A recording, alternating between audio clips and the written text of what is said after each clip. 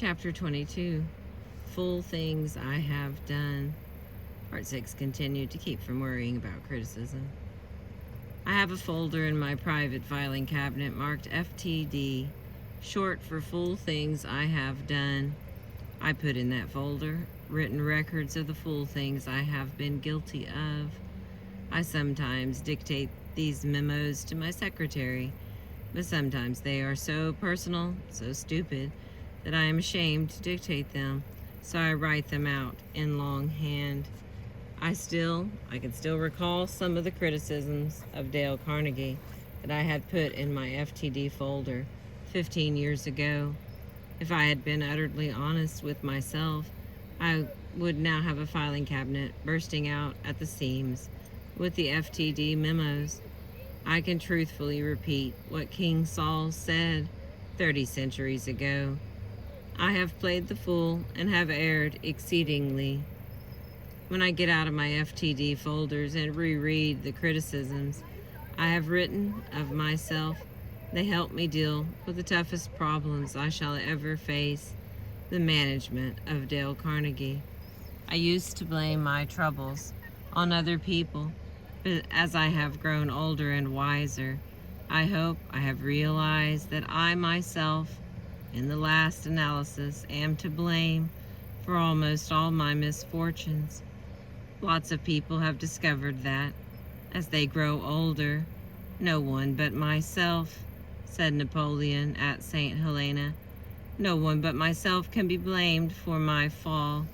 I have been my own greatest enemy, the cause of my own disastrous fate. Let me tell you about a man I knew who was an artist when it came to self-appraisal and self-management. His name was H.P. Howell.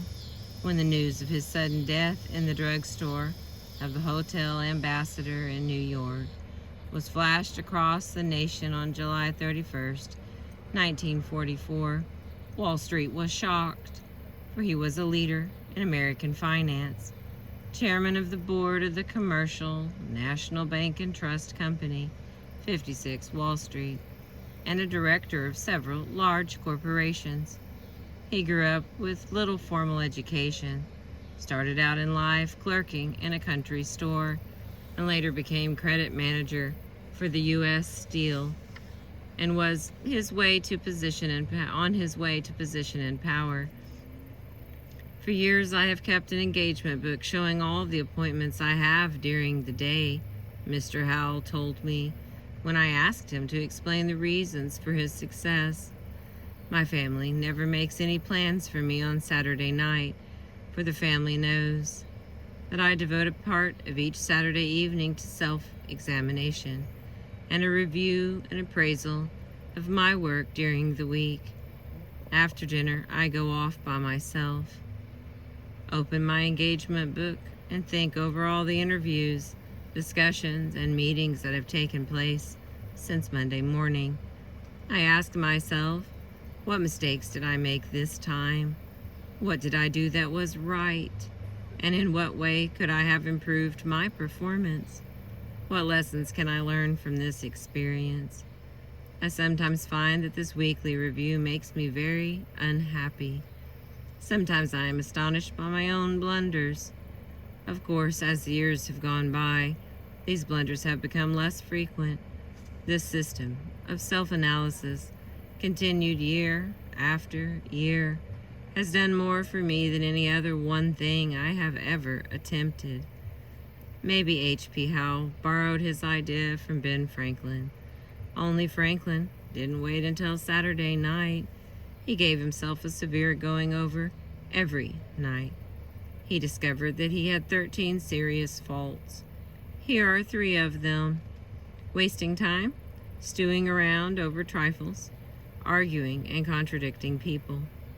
Wise old Ben Franklin realized that unless he eliminated these handicaps, he wasn't going to get very far. So he battled with one of his shortcomings every day for a week and kept a record of who had won each day's slugging match. The next week he would pick out another bad habit, put on the gloves, and when the bell rang he would come out of his corner fighting. Franklin kept up this battle with his faults every week for more than 2 years. No wonder he became one of the best loved and most influential men this nation ever produced. Elbert Hubbard said, "Every man is a damn fool for at least 5 minutes every day. Wisdom consists in not exceeding that limit. The small man flies into a rage over the slightest criticism, but the wise man is eager to learn from those who have censured him and reproved him and disputed the passage with him." Walt Whitman put it this way: "Have you ever learned lessons only of those who admired you and were tender with you and stood aside for you? Have you not learned great lessons from those who rejected you, embraced themselves against you, or disputed the passage with you? Instead of waiting for our enemies to criticize us or our work, let's beat them to it. Let's be our own most severe critic. Let's find and remedy all our weaknesses before our enemies get a chance to say a word." That is what Charles Darwin did. In fact, he spent 15 years criticizing. Well, the story goes like this: the origin of species. He realized that the publication of his revolutionary concept of creation would rock the intellectual and religious worlds. So he became So he became his own critic and spent another 15 years checking his data, challenging his reasoning, criticizing his conclusions. Suppose someone denounced you as a damn fool. What would you do? Get angry? Indignant? Here's what Lincoln did. Edward M. Stanton, Lincoln's Secretary of War, once called Lincoln damn fool. Stanton was indignant because Lincoln had been meddling in Stanton's affairs.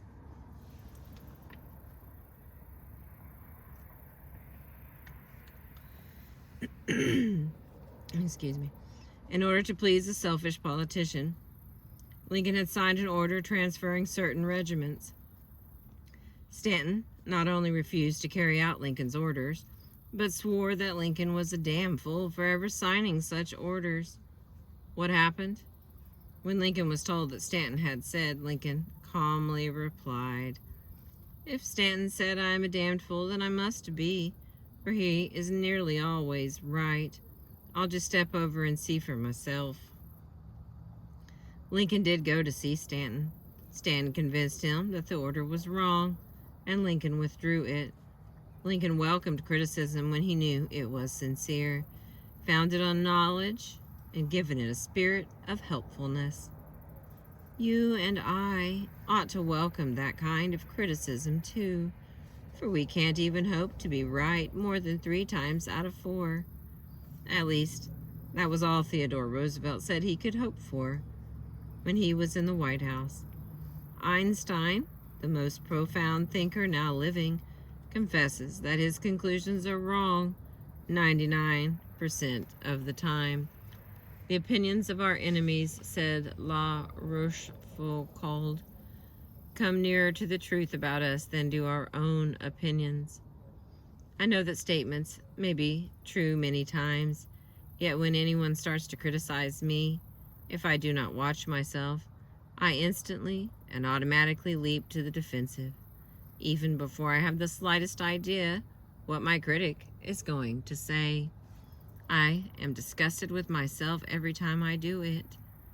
We all tend to resent criticism and lap up praise, regardless of whether either the criticism or the praise is justified. We are not creatures of logic. We are creatures of emotions. Our logic is like a birch-barked canoe tossed about on a deep, dark, stormy sea of emotions. If we hear that someone has spoken ill of us, let's not try to defend ourselves. Every fool does that. Let's be original and humble and brilliant. Let's confound our critic and win applause for ourselves by saying, "If my critic had known about all my other faults, he would have criticized me much more severely than he did. In previous chapters, I have talked about what to do when you are unjustly criticized, but here is another idea.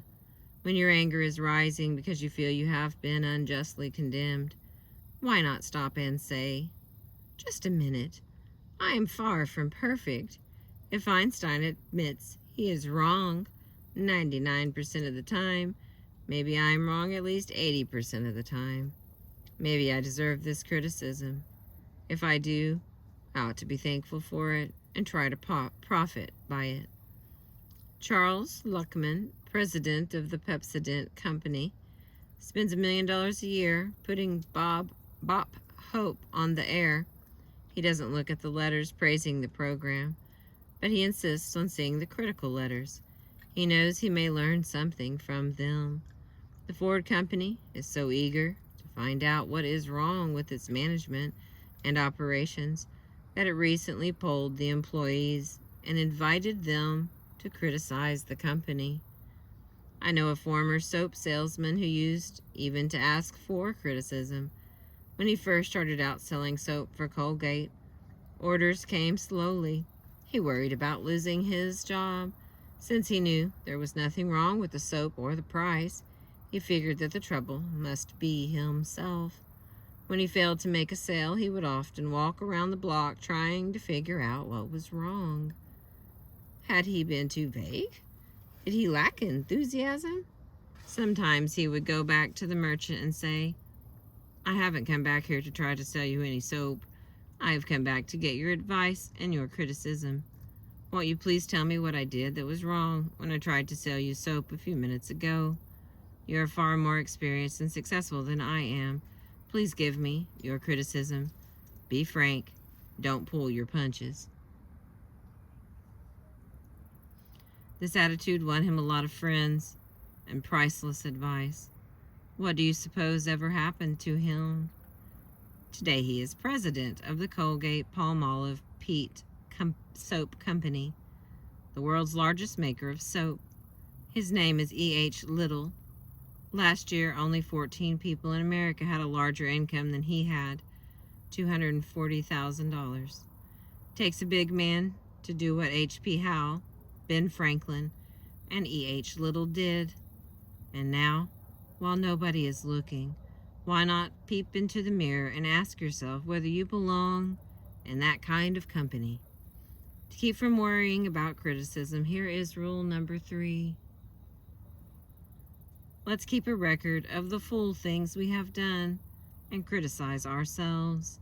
Since we can't hope to be perfect, let's do what E.H. Little did. Let's ask for unbiased, helpful, and constructive criticism. Here's the last little bit, part 6 in a nutshell. How to keep from worrying about criticism. Rule 1. Unjust criticism is often a disguised compliment. It often means that you have aroused jealousy and envy. Remember that no one ever kicks a dead dog. Rule 2.